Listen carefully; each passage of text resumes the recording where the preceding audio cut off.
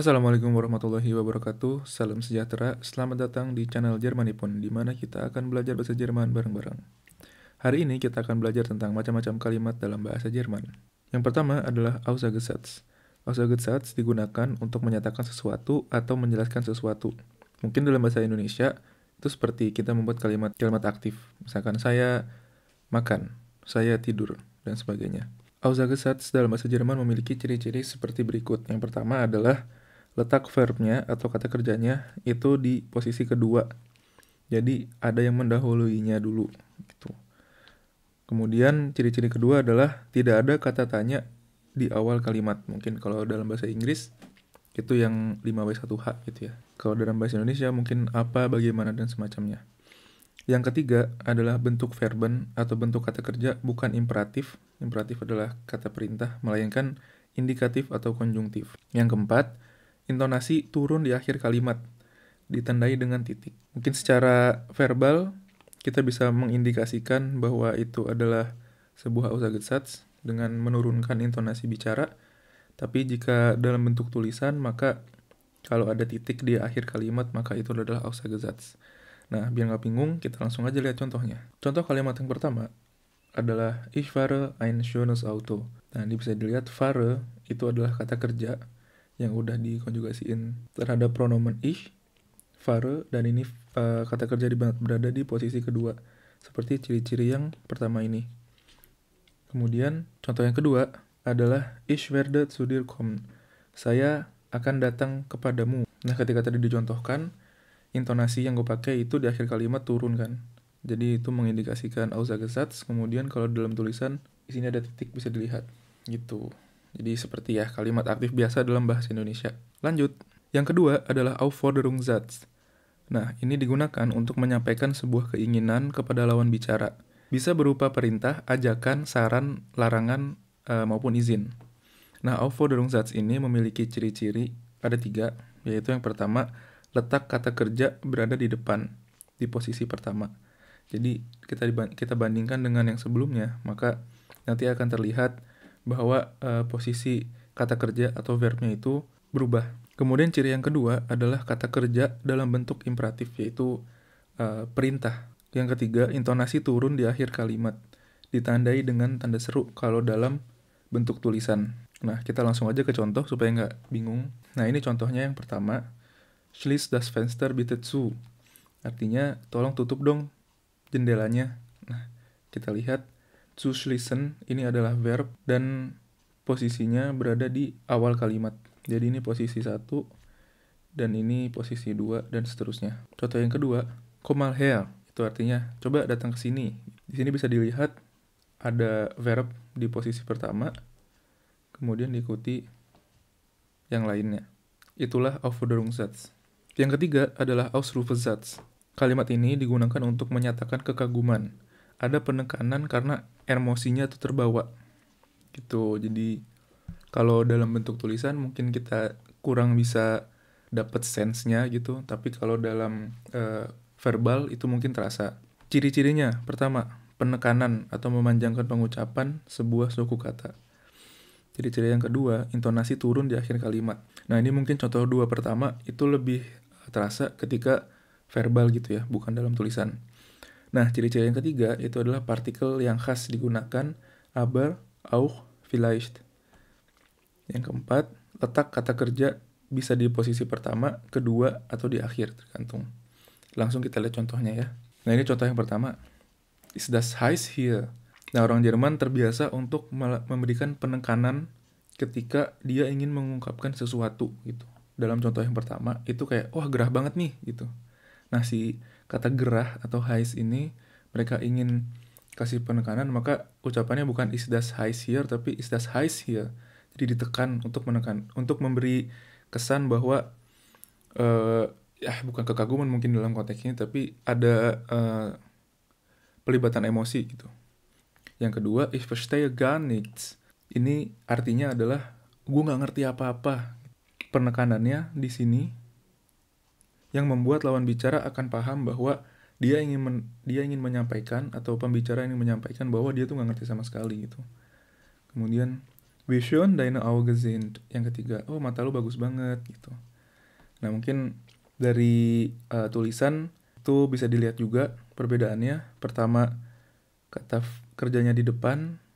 Yang kedua, kata kerjanya di tengah atau di posisi kedua. Yang ketiga, itu kata kerjanya berada di akhir.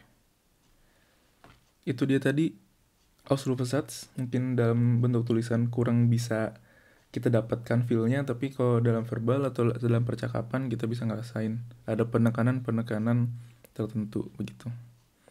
Lanjut. Yang selanjutnya adalah Fragesatz. Fragesatz ini digunakan untuk menanyakan sesuatu. Nah, dalam bahasa Jerman itu dibedakan menjadi dua. Yang pertama adalah Entscheidungsfrage Satz atau yes or no question. Jawabannya cuma iya atau tidak. Tidak ada bisa jadi. Waduh. Yang kedua adalah Ergänzungsfragesatz. Ini jawabannya itu biasanya bisa lebih dielaborasi. Kita bahas satu-satu ya. Yang pertama adalah Entscheidungsfragesatz. Nah ini ciri-cirinya. Yang pertama adalah posisi verb itu di awal kalimat. Yang kedua, bentuk verbnya bukan imperatif, bukan kata perintah, bukan kata kerja perintah. Yang ketiga, intonasi naik di akhir kalimat. Yang keempat, partikel yang khas digunakan itu auch, den, etwa, mal, wohl. Kita langsung aja ke contoh. Yang pertama, kommst du zu meiner Geburtstagparty? Dia nanya, kamu datang gak ke acara ulang tahunku? Gitu. Kalau kita lihat ciri-cirinya, kita sesuaikan, maka pertama kita bisa menemukan bahwa verbnya itu ada di posisi pertama, dan dia bukan bentuk imperatif. Kemudian intonasinya naik di akhir kalimat, dan mungkin kita bisa mengenali dengan mudah ada tanda tanya di akhir kalimat. Dan partikel ini itu nggak selalu harus digunakan, bisa digunakan tergantung konteksnya gitu. Yang kedua adalah Ergänzungsfragesatz. Ciri-cirinya adalah menggunakan W-word di awal kalimat. Mungkin dalam bahasa Inggris itu sepadan dengan 5W1H gitu mungkin. Tapi kalau dalam bahasa Jerman bilangnya W-word, kata tanyanya. Kemudian verbnya berada di posisi kedua karena posisi pertama sudah diisi oleh kata tanya. Kemudian bentuk verbnya itu bukan imperatif, jadi sama seperti yang sebelumnya, Entscheidungsfragesatz. Kemudian intonasi di akhir kalimat naik. Contohnya gimana? Contohnya seperti ini. Wie fährst du nach Bali? Jadi, lu ke Bali naik apa gitu. Kalau kita lihat ciri-cirinya, pertama, di posisi pertama itu ada kata tanya, W-word, dalam hal ini we. Kemudian verbnya itu berada di posisi kedua dan dia bentuknya bukan imperatif dan ada tanda tanya seperti biasa. Nah itulah tadi Ergänzungsfragesatz. Yang kelima adalah Wunschsatz. Ini digunakan untuk menyatakan pengharapan bahwa sesuatu akan terjadi di masa depan. Nah Wunschsatz ini ada macam-macam. Kita bisa bedakan berdasarkan bentuk verb. Yang pertama, umum. Bentuknya verb konjungtif zwei dan posisi verb di awal kalimat atau di akhir kalimat. Unlater word-nya pakai when kalau dia di akhir kalimat. Kemudian yang kedua adalah irrealer Wunschsatz. Itu pengharapan, kalimat pengharapan yang nggak realistis.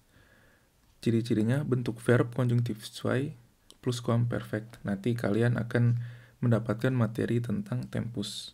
Yang ketiga adalah heiße Satz. Nah ini verbnya dalam bentuk konjungtif eins. Umumnya verb di posisi kedua. Kadang ada juga di awal. Penggunaan dengan bentuk tertentu atau formulaik. Nah ini udah ada contoh untuk masing-masing jenis ya. Yang pertama adalah yang umum. Wäre heute nicht so kalt. Coba aja kalau hari ini tidak terlalu dingin. Nah, si wäre ini bentuknya di konjungtif zwei dan dia letaknya di awal kalimat, maka tidak butuh when. Yang kedua, irrealer Wunschsatz. Hätte ich den PC gekauft.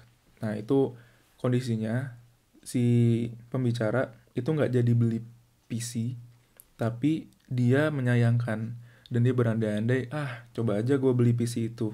Yang ketiga, Ruhe in Frieden, maksudnya rest in peace gitu. Nah ini mungkin jarang digunakan, yang Heißersatz jarang ditemukan itu. Bentuk-bentuknya bisa dicari yang untuk Heißersatz. Yaitu dia tadi, macam-macam kalimat dalam bahasa Jerman. Kalau misalkan masih ada sesuatu yang membingungkan, nanti akan gue bikinin follow up videonya supaya semuanya jelas gitu ya, dari bentuk kata kerja, dari tadi ada tempus, ada konjungtif A, ada konjungtif zwei, dan segala macam. Semuanya akan nyusul. Makanya subscribe dulu ke channel Jermani pun supaya gue makin semangat dan termotivasi untuk membuat video lanjutannya. Terima kasih udah nonton sampai akhir, semoga bermanfaat. Sampai jumpa, ciao.